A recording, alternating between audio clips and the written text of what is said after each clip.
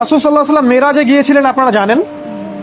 তিনি মেরাজের রাতে অনেক অলৌকিক জিনিস দেখেছেন, নবীদের সাথে সাক্ষাৎ করেছেন, ইভেন আল্লাহর সাথে কথা বলেছেন, আল্লাহর নূর দেখেছেন। এই সময় সবাই তাকে হাসি মুখে সম্বর্ধনা জানিয়েছিল।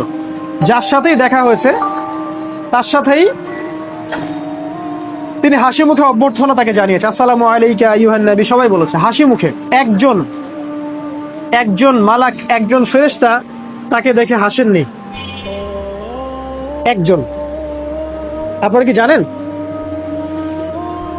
রাসূল সাল্লাল্লাহু আলাইহি ওয়াসাল্লাম অবাক হয়েছিলেন। তিনি বলেছিলেন যে, ইয়া জিবরিল, ওর চেহারাটা এত গম্ভীর কেন? সে আমাকে দেখে হাসছে না কেন? তার মুখে হাসি নাই কেন?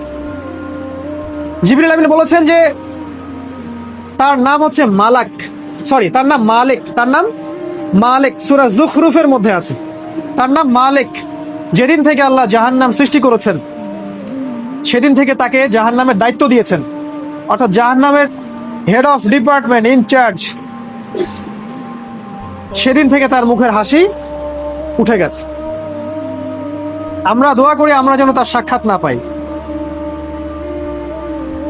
তার কাছে পারমিশন নিয়ে রাসূল সাল্লাল্লাহু আলাইহি ওয়াসাল্লাম জাহান্নামের দিকে তাকিয়েছিলেন, ভিতরে দেখেছেন কি আছে। তিনি পরে যা ব্যাখ্যা করেছেন তা হলো, আমি দেখলাম সেখানে খালি মেয়ে আর সেখানে খালি নারী আর নারী। এই হাদিসটা আপনার মাকে বলবেন, আপনার বোনকে বলবেন, আপনার মেয়েকে বলবেন, আপনার স্ত্রীকে বলবেন।